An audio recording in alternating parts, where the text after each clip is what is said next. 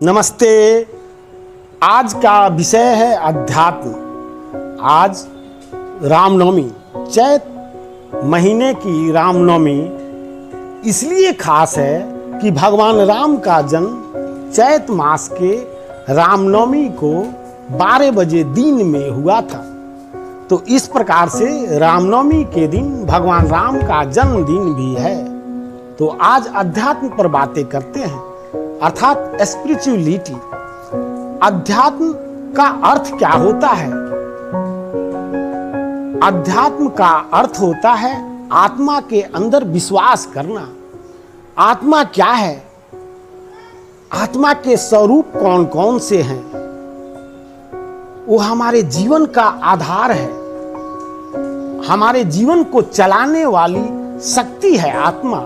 इसमें पूरी तरह से निष्ठा रखना, विश्वास करना कि एक आत्मा ही है जो सत्य है और भौतिक चीजें कोई भी सत्य नहीं है। स्पिरिट का अर्थ आत्मा नहीं होता। आत्मा का इंग्लिश तो सोल होता है, लेकिन सोल से कोई इंग्लिश में शब्द नहीं बनता। इसलिए उन्होंने जबरदस्ती स्पिरिचुअलिटी रख दी, अध्यात्म का मतलब। तो आप विचार कीजिए, अध्यात्म किसे कहते हैं? किसकी आत्मा जागृत है? इस पर विचार करना चाहिए। महात्मा गांधी कहते हैं इमोरल मैन, जो चरित्रहीन व्यक्ति है वो कभी आध्यात्मिक नहीं हो सकता, वो कभी धार्मिक नहीं हो सकता। ये सत्य भी है। जिस व्यक्ति का चरित्र नहीं है वो दूर दूर से उसका धर्म से और अध्यात्म से कोई नाता नहीं होगा। कभी भी कोई भी चरित्रहीन व्यक्ति आध्यात्मिक नहीं हो सकता है। स्पिरिचुअलिटी उसके अंदर नहीं आ सकती है। आप ध्यान दें, विचार करें। महापुरुषों की लंबी कतार है जिन्होंने इस पर स्टेटमेंट दिया है कि कोई भी इमोरल मैन कभी भी आध्यात्मिक नहीं हो सकता। तो सबसे पहले आध्यात्मिक होने के लिए आपको मोरल होना पड़ेगा, आपको नैतिक होना पड़ेगा। नैतिकता ही पहला चरण है अध्यात्म का, पहला चरण है धार्मिक होने का। जब आप नैतिक हो जाते हैं तभी धर्म की, अध्यात्म की यात्रा शुरू हो जाती है।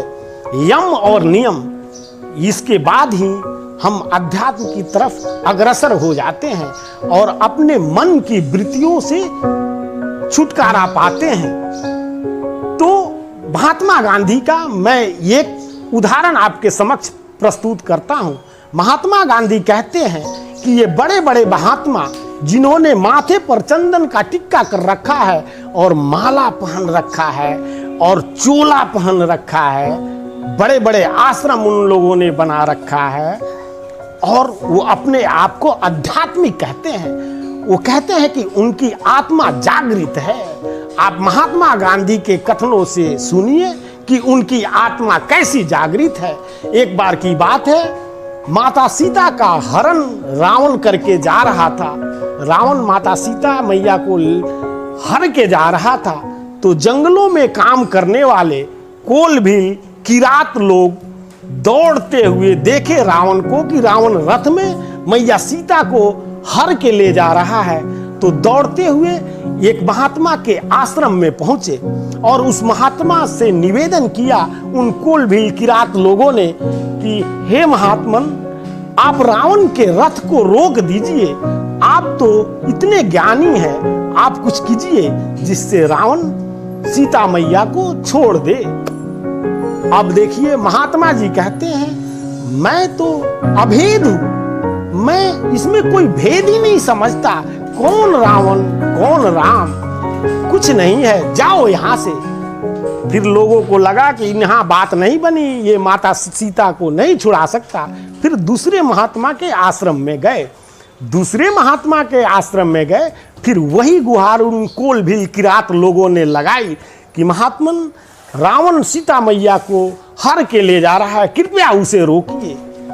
अब देखिए, दूसरे महात्मा कह बोल पड़े कि वो तो ब्रह्म है, हम सब ब्रह्म हैं, ब्रह्म ब्रह्म तो एक है, ब्रह्म ब्रह्म को हर के ले जा रहा है, तो कौन किसको हर रहा है? ब्रह्म ब्रह्म को हर ही नहीं सकता, ब्रह्म एक है, भागो यहां से जाओ। दूसरे महात्मा ने भी भगा दिया।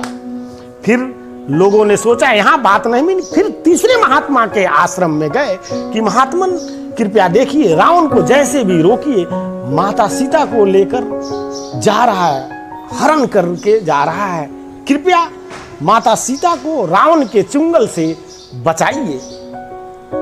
अब देखिए तीसरे महात्मा ने क्या बोल दिया, अरे ये तो राजनीतिक बातें हैं, अब कौन रावण से शत्रुता ले, ये सब राजनीतिक बातें हैं, मैं ठारा महात्मा, मुझे राजनीतिक से क्या लेना देना, भागो यहां से जाओ। और ये महात्मन अपने आप को आध्यात्मिक बोलते हैं, अपने आत्मा को जागृत कहते हैं, ऐसे पाखंडी लोग हैं। लेकिन गिद्ध को देख लीजिए, गिद्ध खड़ा हो गया कि मेरे सामने अनर्थ नहीं हो सकता, और गिद्ध ने रावण को इतना जी जान लगाकर लड़ता रहा, रावण के छक्के छुड़ा दिए माता सीता को छुड़ाने के लिए। भगवान राम ने गिद्ध को गोदी में उठाया, ना कि किसी महात्मा को। आप विचार कीजिए, ये महात्मा सिर्फ पाखंडी हैं, ढोंगी हैं, इनका आत्मा जागृत नहीं है। आत्मा तो जागृत उस गिद्ध का था। गिद्ध ही ऐसा पक्षी है, गिद्ध ही ऐसा जीव है जो इस दुनिया में सबसे पहला सत्याग्रही है। सत्याग्रही वही हो सकता है जिसकी आत्मा जागृत होगी, और जब उसकी आत्मा जागृत होगी, वो कहीं भी खड़ा हो जाए, उसके सामने अनर्थ नहीं हो सकता। यही सत्याग्रह का अर्थ है। तो इस दुनिया में सबसे पहला गिद्ध ही सत्याग्रही है।